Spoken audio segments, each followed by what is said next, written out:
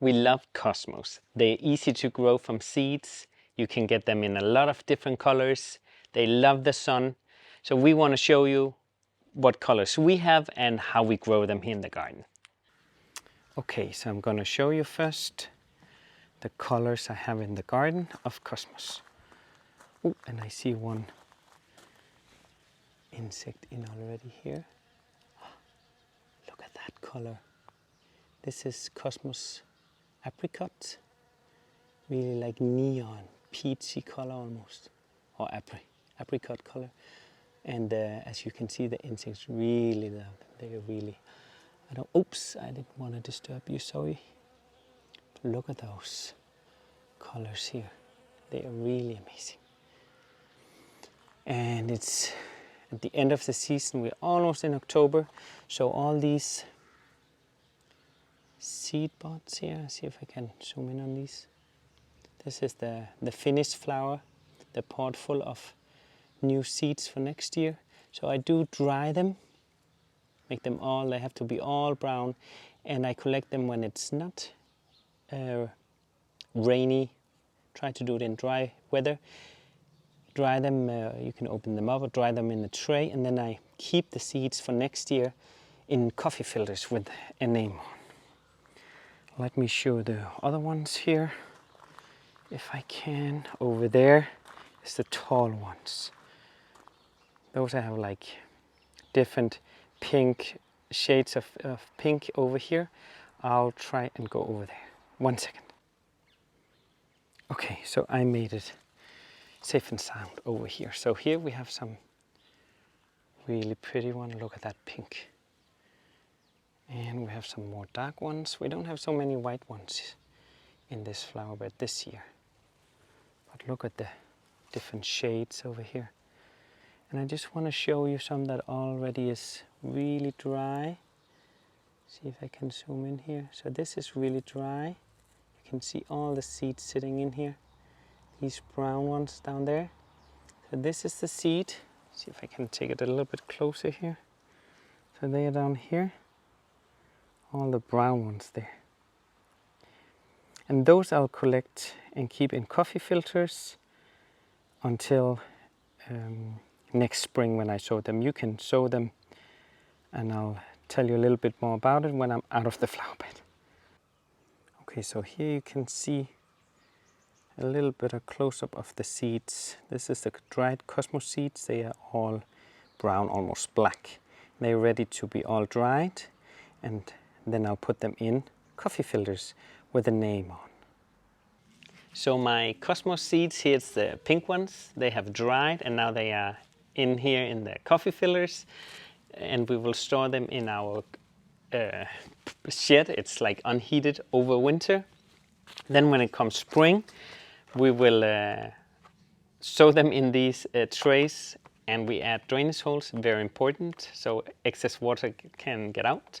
Then we have around 3 to 4 handfuls of seed sowing soil, so the small seedling gets the best start. Otherwise you kind of burn the roots off. They really gentle start is very important. So you dump all the dirt in there, 3 handfuls. Then you spray a little bit water, sprinkle the seeds on top, and add a little bit more dirt on top. Spray again with water, keep it wet, and add a name tag here so you remember what color it was.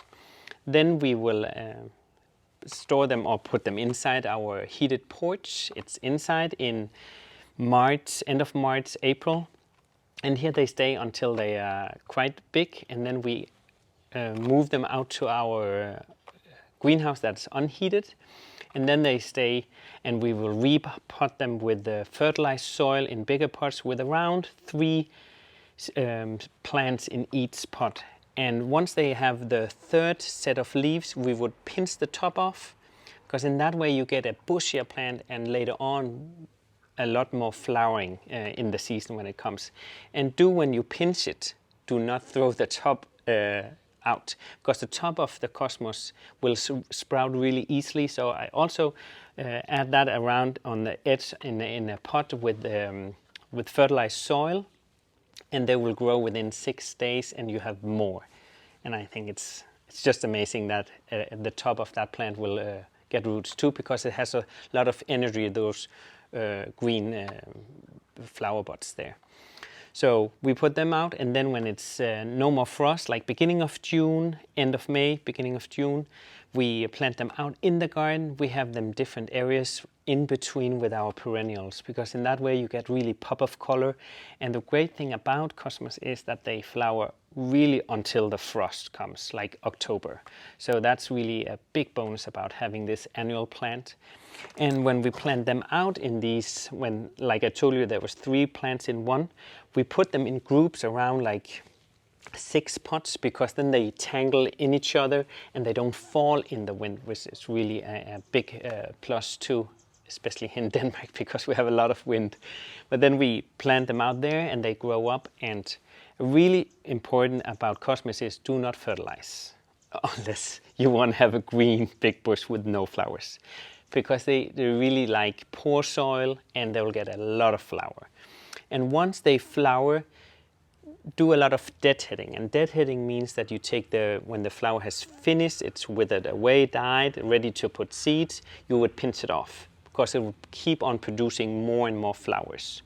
What important is if you want to have it for next year, then you leave some of these after you have been deadheading. We do it normally once a week, because every day it's crazy. We don't have time for that. Once a week you deadhead, and then leave some of these later in the season. Now, here we're in September, we leave some of the flower buds, and then they turn into seeds. And when they're all brown, almost black, we keep them and dry them in a tray, and then we dump them in the coffee filters. And then you do have them for next year. There's another way, excuse me, another way you can do. You can also let it will self-sow, and it will just throw its own seeds, and then it will come all by itself next year. But then really be aware of where you have them, because if you do a lot of weeding, which we do twice early in the spring, you don't know what is cosmos and what's a weed. So be aware if you have them there, it will come back the next year. So you can do all the things in trays, or also, if you want, just toss seeds out when the frost is over. So this is how we do the seeds and all the process.